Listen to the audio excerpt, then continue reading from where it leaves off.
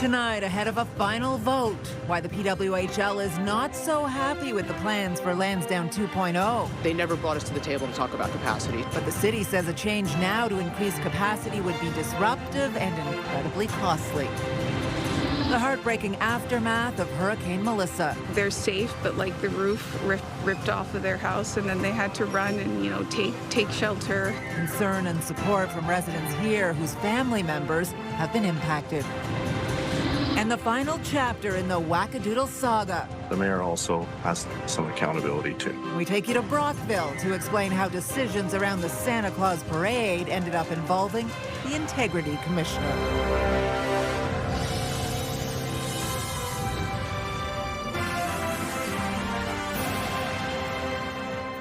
Good evening. A marathon meeting at City Hall still underway this hour as councillors and the public get their final chance to weigh in on one of the largest infrastructure projects in Ottawa's history. Dozens of people and organizations voicing their concerns and opinions about Lansdowne 2.0, and many are about the plan to build a smaller arena at TD Place. CTV's Leah Larocque joins us live now with the latest on capacity. Leah. Well, Patricia, we have already heard about 9 hours of speakers as well as debate, but much of the discussion today focused on the PWHL and their future in Ottawa. The league says there needs to be more seats to be profitable, but the city says adding more seats would be too costly and delay the project. Ottawa's first goal in its franchise's history. In front of a sold-out crowd of more than 8,000 people. Haley's Camaro! A scene that might not be seen again if the Lansdowne 2.0 plan gets approved, at least not with this many cheering. The experience at a PWHL game is incredible. It's electric. And that worries season ticket holder Katrina O'Neill. That threatens the potential for PWHL to go elsewhere with their market. The Professional Women's Hockey League says it would consider leaving if the plan goes ahead with a much smaller arena. We have to consider what is best for the PWHL and the Ottawa Charge, and I don't know what that is today. The 58-year-old arena currently has about 9,500 seats. The proposed plan includes an arena with 5,850 seats and new north side stands paid for by taxpayers. Every conversation was, we'll talk about capacity, and they never brought us to the table to talk about capacity. So whether they ignored us, whether they didn't care, I don't know. The city warning any changes to the current plan would add up to $100 million in costs and delay the project 2 to 3 years. Another franchise who plays here at Lansdowne, whose future is uncertain, are the Ottawa Red Blacks. They're only guaranteed to play here until 2032. But Lansdowne 2.0 would extend the partnership between Ottawa Sports and Entertainment Group and the city to 2075. I imagine there will be questions about the length of commitment, and I hope that the owners of the Red Blacks and the 67s are prepared to make a longer commitment to Ottawa than just 2032 if we're to proceed with this plan. The debate continues with questions about who will play at Lansdowne and how many will be cheering. We love Ottawa. This is where we want to be. We love being at Lansdowne. It's been such an amazing place for our team to launch. So we want to find a solution. So we're here. And we just heard from CFL Commissioner just moments ago. He was speaking at committee. He said the CFL believes the stadium needs a refresh and supports Lansdowne 2.0. He also says he feels strongly about Ottawa's place in the league and called our city an ideal location for future Grey Cup championships. Patricia. All right, CTV's Leah Larocque live for us tonight. Thank you. And you can scan the QR code on the bottom of your screen to link to us online or visit ctvnewsottawa.ca. We have more details on the ongoing debate on Lansdowne 2.0. Well, turning now to the latest on the deadly and destructive path of Hurricane Melissa. After tearing through Jamaica as a Category 5, the powerful storm made landfall in Cuba overnight. The storm hit as a Category 3, causing flash flooding and significant destruction across the country. Tens of thousands of people are now isolated in their communities as flooded roads and streets cut off access, and there are already deaths confirmed in multiple countries. In Haiti, at least 20 people are dead after heavy rains caused by Melissa caused a river to burst its banks, and the search continues for several others who are still missing. And in Jamaica, officials are getting a better sense of just how much devastation was caused by the storm. Drone footage shows entire neighborhoods underwater. Homes across the country are destroyed. At this time, there are 4 deaths confirmed in that country. Much of the island is still without power. The scope of the damage could take days to assess, with many areas still inaccessible. Melissa is now a Category 1 storm and heading towards the Bahamas. CTV's Katie Griffin joins us now with more on how this is affecting people locally. Katie. Well, Patricia, for some Canadians who were in Jamaica, they had no choice but to hunker down and found themselves right in the middle of the storm. Getting into contact with family has been challenging, adding to the worries of loved ones here.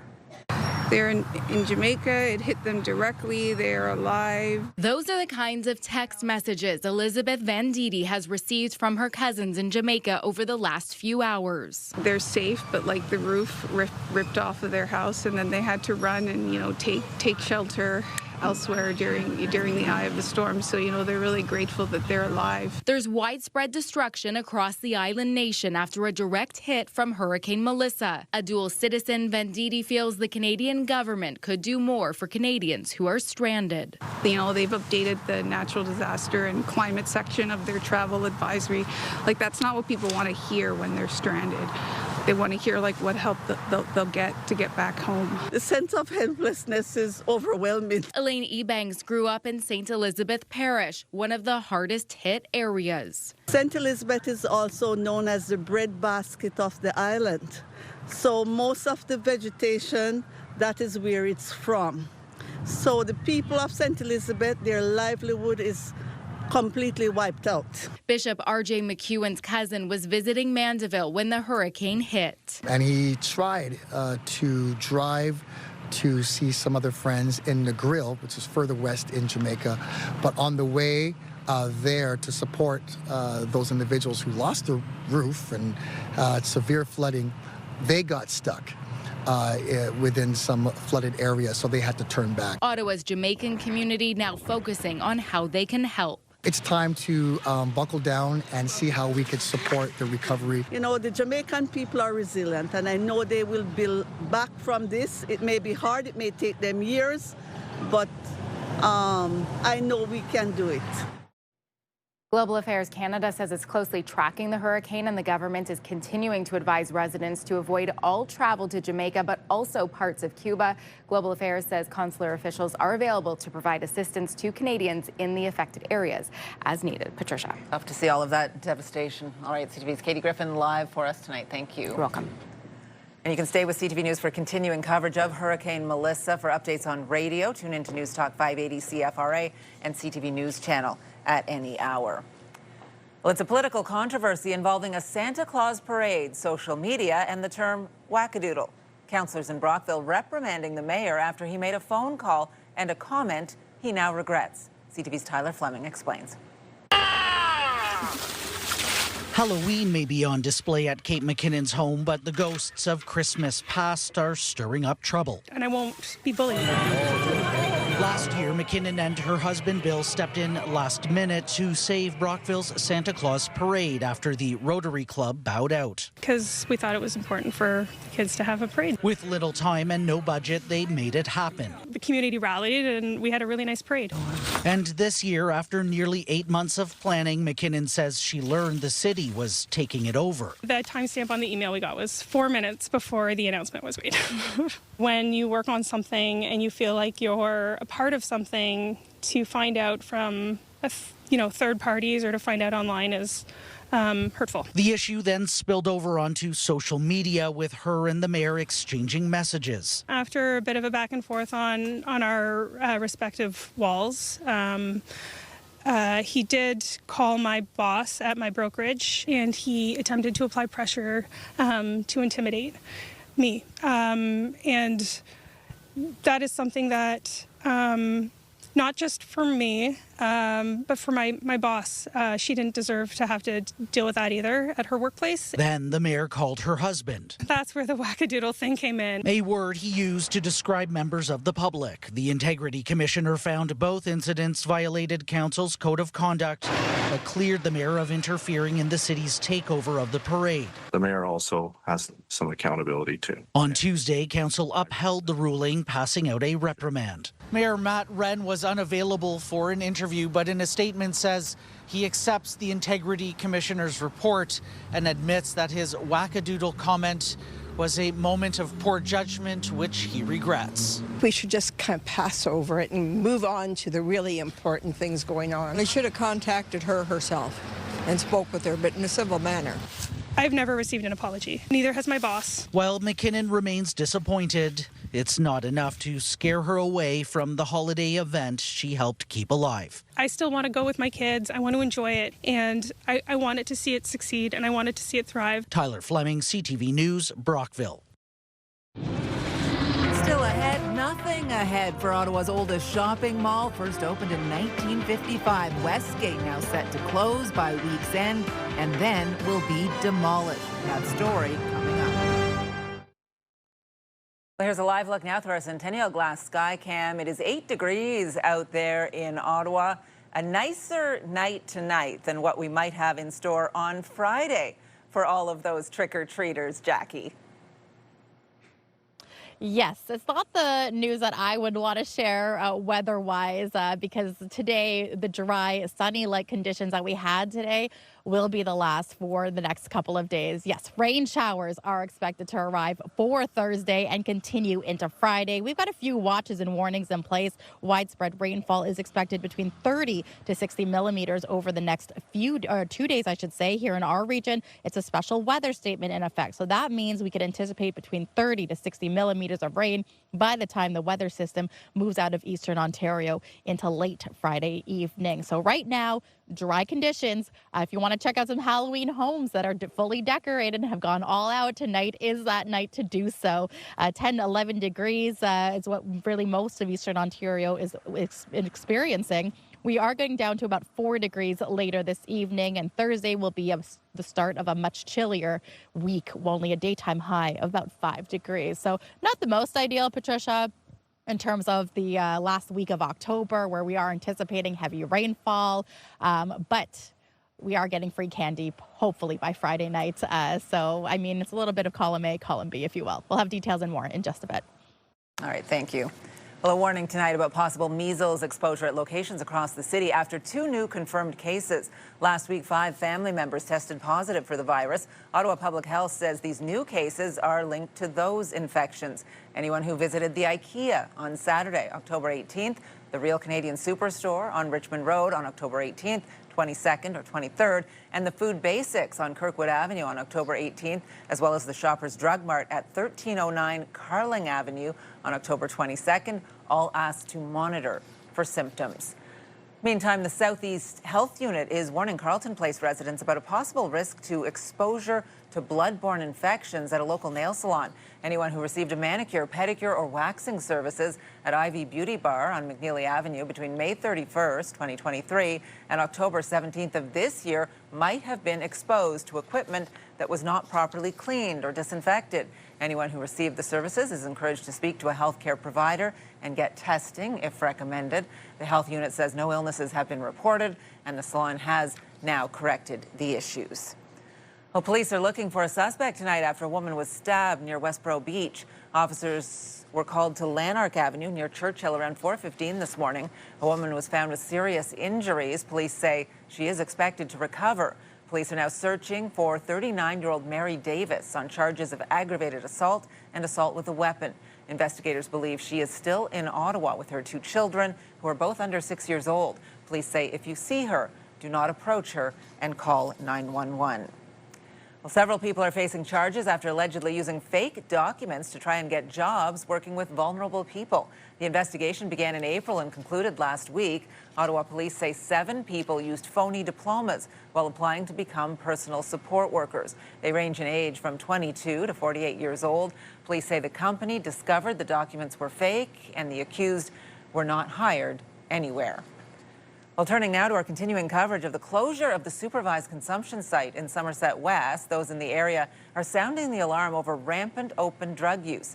Tonight, we're hearing from community advocates who say outreach workers in the area are on the verge of burnout, dealing with an increase in serious calls. The supervised consumption site was located inside the Somerset West Community Health Centre on Eccles Street. Since the province forced it to close in March, data shows paramedics have been responding to more overdose calls in a one-block area compared to the same time last year.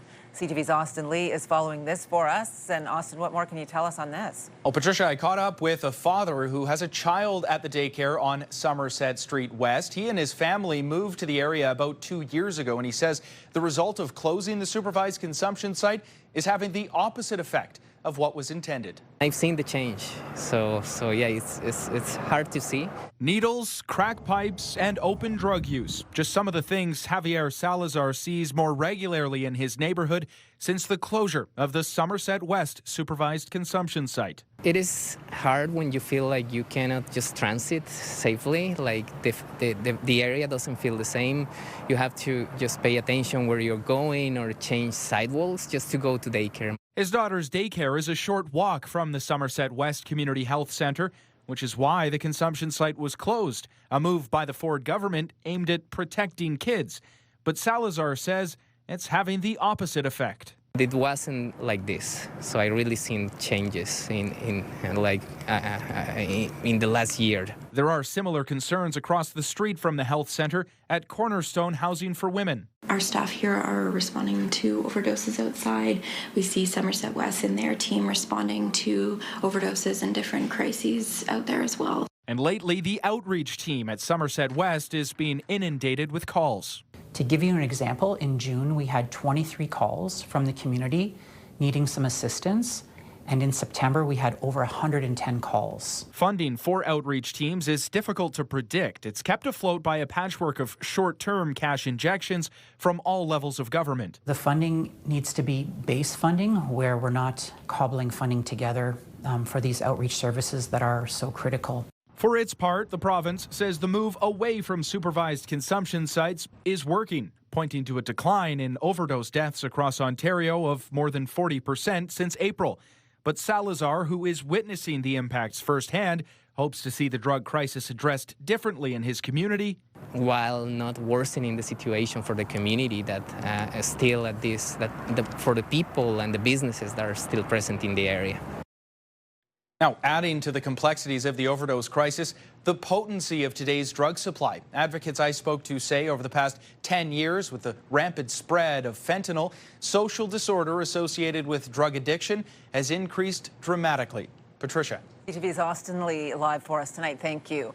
And we do have extended coverage of the ongoing concerns about the closure of the supervised consumption site in Somerset West. There are more stories online at ctvnewsottawa.ca.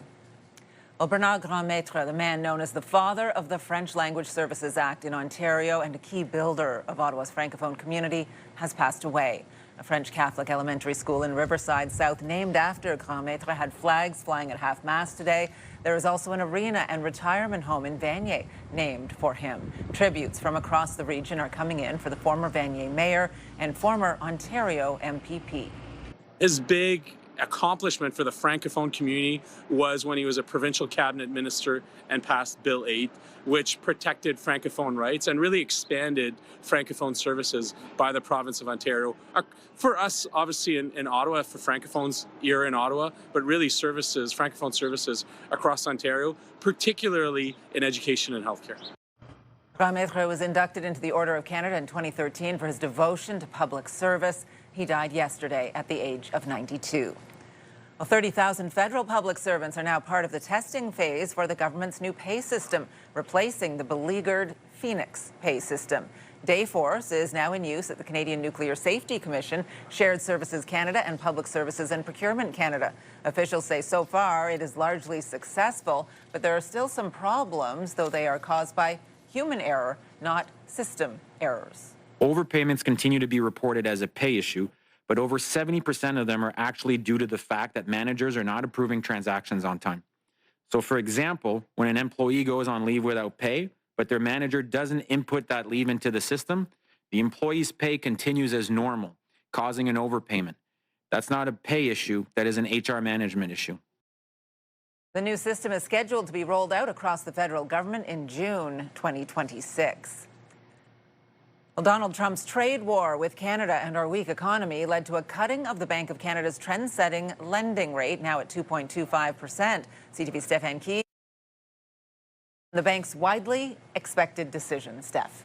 Patricia, while some may celebrate a cut on the lending rate, the Bank of Canada's outlook is bleak. Now that we're at 2.25%, it's a clear signal that this is a slash in growth projections and points to an uncertain economic future.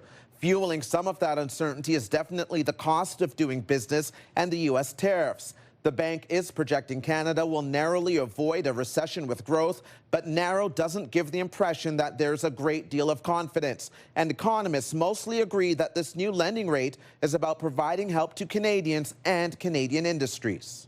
Look around. The labor market is weak. The export outlook continues to be challenged.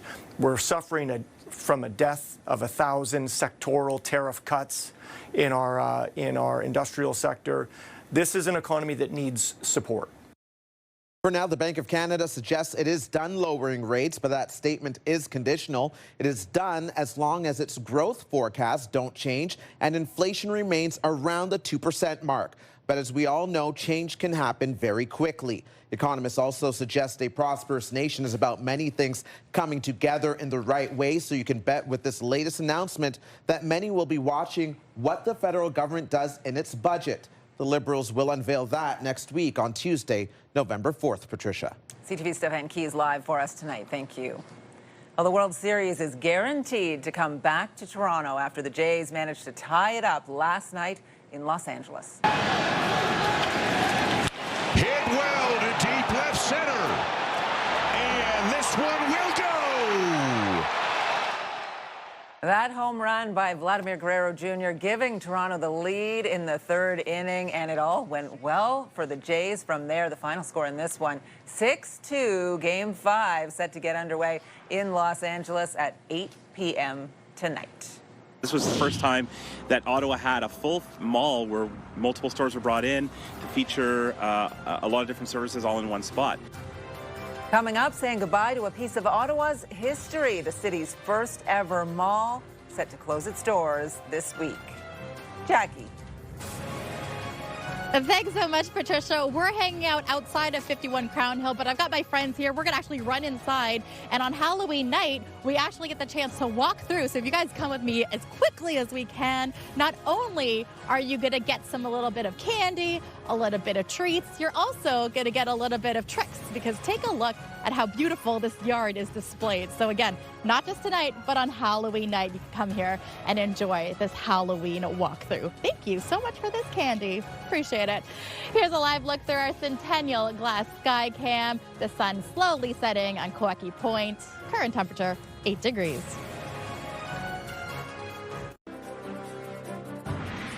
Our popular Team of the Week segment is back. If you want to be a part of our Myers Automotive Group Team of the Week, upload your video to ctvnewsottawa.ca. Ottawa's oldest shopping mall set to close its doors this week, and with it, a chapter in Ottawa's history also closes. Westgate opened in the 1950s, but will close for good on Friday, with demolition set to begin shortly after. Here's CTV's Peter Sperling. For Helen Assad, Westgate Mall is filled with memories of childhood. Very good memories. She remembers going to Freeman's department store. Very popular for its malted milk shakes. And when we came with our mother, there was always a special treat, and we could get a malted milkshake if we behaved in the store. It was right on that corner. Freeman's, Steinberg's supermarket, store names of the past. And as of this Friday, Westgate Mall is closing too. It'll be a little bit sad to see. This was the sort of go-to place. The mall opened in 1955, Ottawa's first shopping center. This was the first time that Ottawa had a full mall where multiple stores were brought in to feature a lot of different services all in one spot. A vision for the future. And it was the vision of Harold Schenkman, who at the time kind of got onto what was becoming an American trend, which is building around the roads and the highways. And Ottawa was having the Queensway come through for the first time. According to historian Dave Alston, at its peak, a filled parking lot every day with families coming in to shop. It was a futuristic thing. Over time, the mall shifted and met the needs of the local community. And the site is shifting yet again. RioCan, which is the property owner of the mall, has decided to redevelop the entire site as part of a commercial residential complex. The area councillor confirming the mall will close this Friday, with demolition starting shortly after. But the existing Shoppers Drug Mart will remain. The entire mall footprint will come down, and a grocery store will be added next year right beside the Shoppers Drug Mart. The longer-term plans include 4 residential towers, with perhaps new memories for future generations. There were some very nice stores. Peter Sperling, CTV News. It was really nice out there today, sunny and warm, but that weather will not last. No, those beautiful blue skies that we saw downtown today are disappearing. We're now under a special weather statement with heavy rainfall set to begin tomorrow. Rain that we need but don't necessarily want to see right as we're approaching Halloween and time for trick-or-treating, Jackie. Yes, not the most ideal for trick-or-treating for Friday, but you mentioned it. It's rain that we have been lacking literally all summer and even for most of fall. So the days are getting chillier as well. As we take a look at tracking the storm that we've been paying very close attention to, the large weather system is coming in from the south, and at times it will be heavy beginning early Thursday morning. The heaviest of the rain is anticipated for the late afternoon of our Thursday through Friday morning, and before tapering off into the evening. So yeah, showers and chilly temperatures will remain steady for most of Halloween night. Please plan accordingly. And when all is said and done, Environment Canada calling for about 30 to 60 millimeters of rain for Eastern Ontario. Hence our special weather statement in effect until Friday evening. So right now, temperatures about 9 degrees. We saw a daytime high of 11. Clear conditions, too. So, again, if you are wanting to get your Halloween fix in, taking a tour of homes, Crown Hill Street is actually one of the places to go for this evening. Temperatures, overnight lows, about 0 here in Ottawa. We've got Cornwall at 1 degree, -4 in Bancroft. Very similar, really, throughout Eastern Ontario. Partly cloudy conditions by the Valley and Montreal. As we look towards tomorrow's highs, the clouds really starting to move in overnight into the early morning. We're only getting to a daytime high about between 5 and 6 degrees, so much chillier, the chilliest start to what we've had for this weekend. This will trend for the remaining 3 to 4 days. Now, across the country, temperatures are between 8 and 9 degrees. A lot of that cool air moving in through the north. It's about 12 degrees in Windsor, 7 and sunshine in Sudbury. And as we look towards our friends out west, you got 12 degrees in Calgary and some sun, 12 degrees also in Vancouver.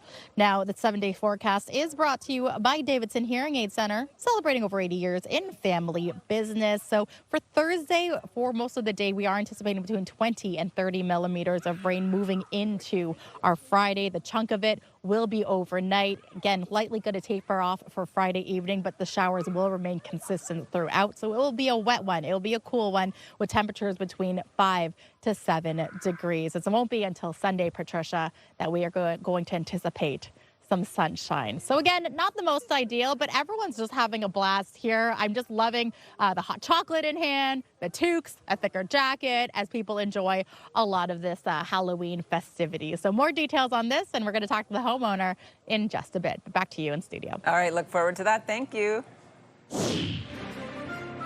Well, just ahead, a stolen car found in the Ottawa River gets pulled ashore. That incredible video after the break.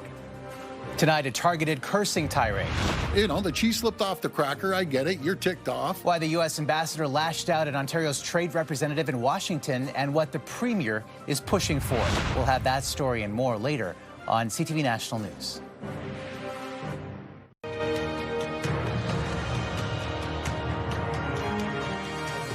Now, some other stories you need to know right now. A stolen vehicle found in the Ottawa River has been removed from the water, which took quite a bit of effort. CTV's Steph Keys is back with more details on that and more. Steph?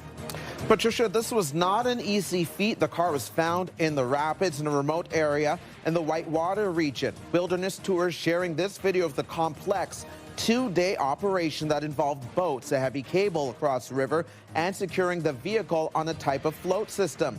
The car was discovered earlier this month by a Wilderness Tours staff member. OPP say it was stolen from the Whitewater Region Township back in 2024. As respiratory virus season ramps up, the province's top doctor is encouraging people to get vaccinated. Flu and COVID-19 shots were made available to the general public this week after they were rolled out earlier to higher risk groups. Dr. Kieran Moore says getting vaccinated remains one of the most powerful tools to prevent serious illness and hospitalizations. He notes the vaccines are safe and available for free at participating pharmacies, public health units, and doctor offices and nurse practitioner offices. The interview that you guys did with JR about how he got the call. Hockey Hall of Fame. Here's the chance for the Senators, though. Quickly off the rush, and they score!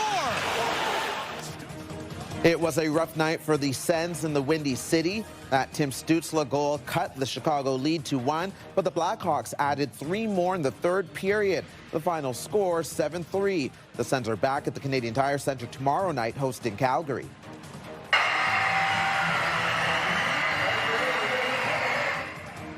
It was certainly a loud day at TD Place Arena as the 67s hosted the annual school day game. Thousands of students from across the city got to skip class. They packed the stands as the 67s faced off against the Brampton Steelheads. And they even got to watch Ottawa pull off the win. The final score there, 3-2, Patricia. Go 67s, go. Yeah, absolutely. I had a chance to hear Kenny Walls, who does those 67 broadcasts on TSN 1200.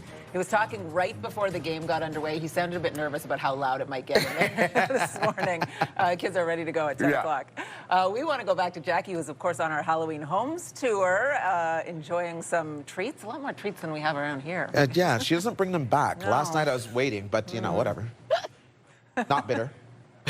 Thank you for calling me out. The confession is that I actually eat them all before I get to the station. But here nor there, Stefan or Patricia, we are hanging out in Beacon Hill, Crown Hill Street to be specific. Not only are they decorated, but we've got the backyard too. It's this full immersive experience. We've got some kids hanging out here as well. I do want to bring in Francois as well. He is the homeowner here. Francois, talk to me about the inspiration of your walk-through haunted space.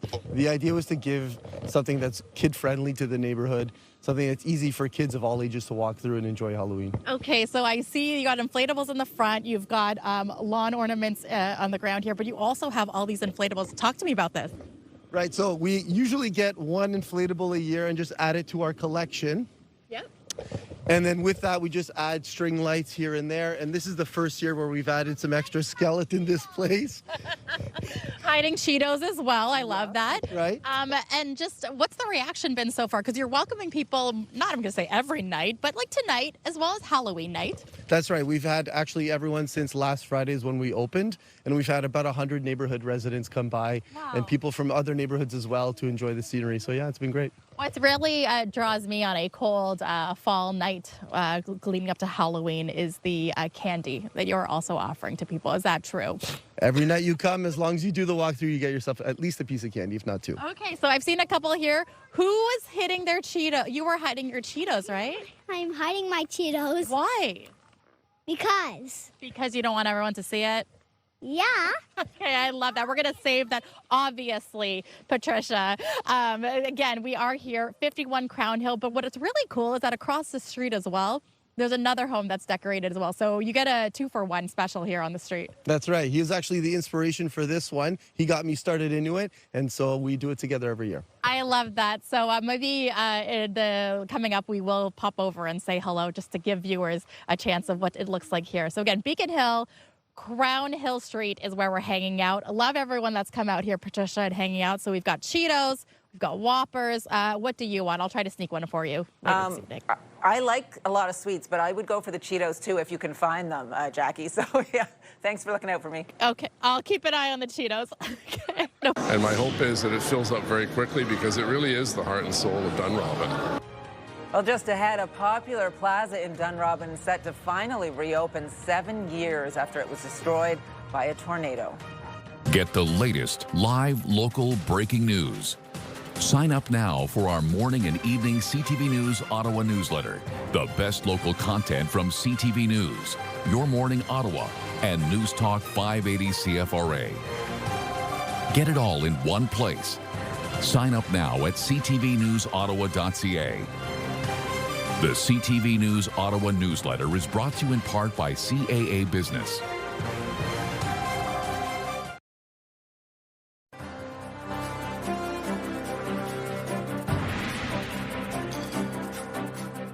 Tech giant Nvidia became the first company to be valued at more than $5 trillion US.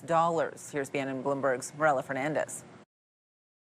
Only 4 months ago, Nvidia became the first company to be valued at $4 trillion US. Today, it blew past that. Nvidia shares climbed to a high of $207 US today. The company CEO, Jensen Huang, announced this week a plan to build 7 supercomputers for the American government. Nvidia is a leader in the production of computer chips that power artificial intelligence. Its exponential growth comes despite U.S. export limits on what it can sell to China. Here are the closing numbers for the day. The Canadian dollar is down to 71.69. West Texas Intermediate crude is slightly up to 60.48. Western Canadian Select down over $1 to 47.56. And the TSX lost 274 points today. Those are your business headlines. I'm Marella Fernandez. Hi everyone, we're Ottawa National Diving Club and we want to be Myers Team of the Week! Well, guess what? You are. Just ahead, we'll be joined by our Myers Team of the Week in studio by this great group of divers.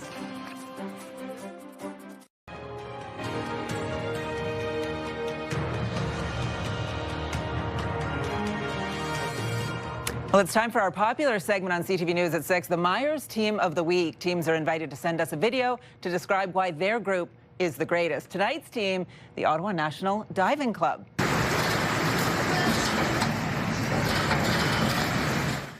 And this team is full of incredibly talented and committed young divers. Many of them compete in national and provincial championships. 2 were chosen to be part of Team Ontario. 2 others representing Ontario and Canada in London, England in November, which is pretty incredible. The team joins us live here in studio. I mean, I can dive off the side of a pool, but a little more impressive what you guys are able to do there. I love seeing that. And Olivier, how did you start in diving? Because I often wonder how parents get the nerves of steel to actually let their kids get up there and practice this stuff. So I was doing swimming, just in swim kids, and my mom, I was doing just dives off the side of the pool, very basic stuff, and my mom saw that, I was slightly more talented than the rest, and she decided, hey, what the heck, how about we put him in diving? So, nice. And did you love it right away, and what do you love about it? The thing I like most about diving is probably just the thrill of learning new dives and being with my teammates. Yeah. And do you know when you've hit it and you executed? Yeah. Probably. It's slightly more like clean in the water. Yeah. Okay. And you can not much splash, before, right? Yeah. Yeah. This is super impressive seeing this. So you are going to England to represent, and you are as well, Julia? Yes, I'm also going. So that's really cool. You must be excited about that. Yeah, I'm really excited. It's my first international competition, and I'm excited to compete against different countries. What's the toughest moment when you're diving? Is it when you're right out on the edge of the board, ready to go, and you're sort of mentally going through your dive? Yeah, I would say when they call your name is definitely the biggest moment, and they blow a whistle, and at that point you're like, okay, this is real. I'm about to go dive and compete. This is it. Now, it's expensive, of course, to get you guys over to England and anywhere else you're going to compete. You have some money that you're getting tonight, and you're going to use that to sort of help out with some of those expenses? Yeah, we're going to be using it for the travel expenses to make it to England. Okay, I love it. $1,000 from Myers tonight. Come on in, Nick, and bring that on over to the Ottawa National Diving Club here. How are you on a springboard? 3 meters up here. I am super scared of heights, so you will not be seeing me up there for sure. Impressive, right? You're happy to be here to support these guys doing what they do. Of course. On behalf of Myers Infinity and the Myers Automotive Group, I want to congratulate you guys on winning the Team of the Week. Yeah, absolutely, and want to wish you all the best of luck. Thank you so much for being here, and enjoy your competition. And if you do want to be a part of our Myers Automotive Group Team of the Week, all you have to do is upload your video to ctvottawa.ca. I honestly think it inspired the whole country of Canada. I think it just, what this team is saying is if you believe in yourself, you can do anything. Oh, yeah, get ready for it. Coming up, fans are all set for Game 5 as the Jays look to pull ahead in this series against the Dodgers in L.A. tonight. Jackie. Thanks so much, Patricia. We have managed to go across the street to Mark's home, and this is a lot spookier for sure. Take a look at all these graveyards, but also, Mark, what do you have here behind you? Sorry, we're a pretty spooky shed with a little bit of a jump scare. We'll see what you see here. And rain or shine tomorrow, even though we're anticipating 20 to 30, 60 millimeters of rain. We're going to be out here rain or shine tomorrow and on Halloween, no matter what. Love candy. With candy. Love the sell here. Here's a live look through our Centennial Glass Sky Cam. Downtown Ottawa, the sun has fully set. It is a crisp Halloween night, even though it's a couple days early, but the temperature is about 8 degrees.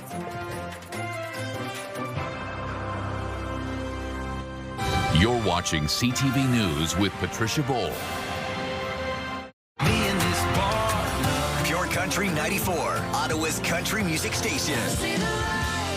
Pure access to the biggest stars and the hottest songs. After all the bars download the free iHeartRadio app to listen to Pure Country everywhere.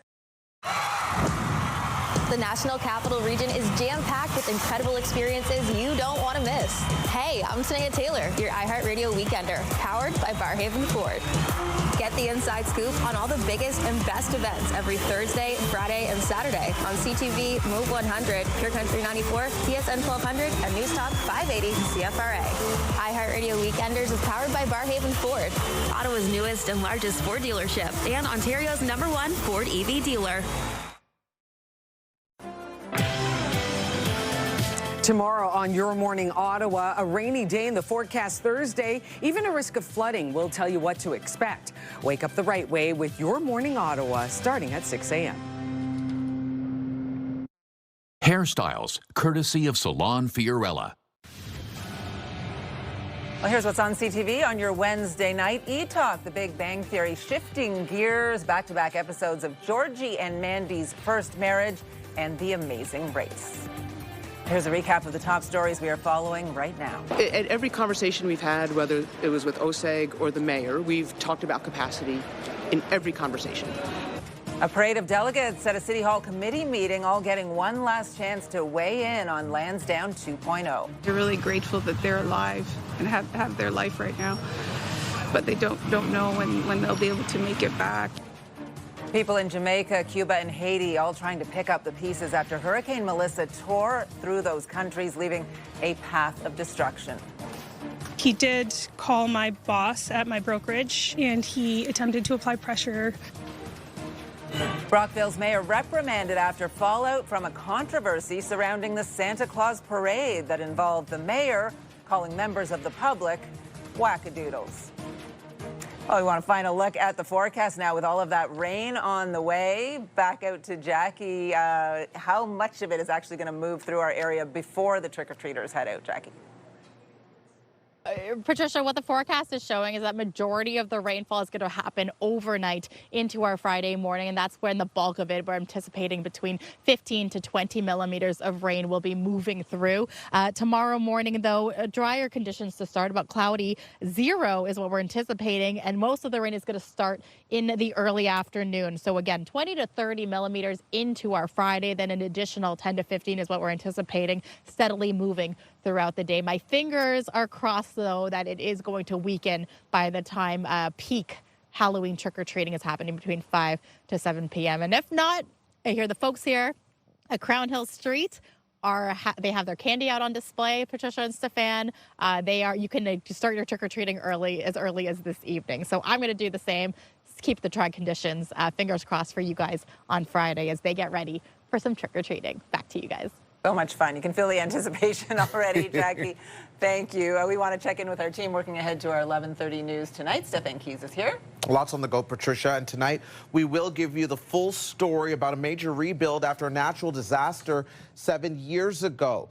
Dunrobin Mall was destroyed after a 2018 tornado ripped through the region. Now the community is celebrating its resurrection, and we're told businesses will start moving in within months. We'll have that story and much more tonight on CTV News at 11:30. People will be watching after the Jays game, for sure. Or, you know, flip back and forth. Yeah, I wonder it's not still going. As we get set for Game 5, the Jays will face the Dodgers in Los Angeles once again tonight, of course, hoping to take control of this World Series with a win. And Jays fans on both sides of the border say the team's got what it takes to go all the way. Oh, such a great feeling. Seeing everybody hitting 1 through 9, everybody rolling through. It was awesome. It's Blue Jay baseball, and that's what's going to win this World Series. They've just been resilient all year. That's the type of team they are. The guys, they believe in each other, and they just really, really play for each other really, really hard. I honestly think it inspired the whole country of Canada. I think what this team is saying is if you believe in yourself, you can do anything. The series now tied at 2 games apiece. We know it's coming back to Toronto no matter what happens in the tiebreaker Halloween tonight night. at 8 p.m. But how good if they come back with that 3-2 lead and a chance to close it out on Halloween? That would be in amazing. Toronto. Yeah. That's what I want. Absolutely. Because I'm tied up on Saturday night, and so are you. So we need to catch up on Friday. We'll be together. Yeah, absolutely. Wishing our team of the week the best of luck on those springboards, towers. Amazing what you guys do. Thanks so much for being here. Have a good night, everyone.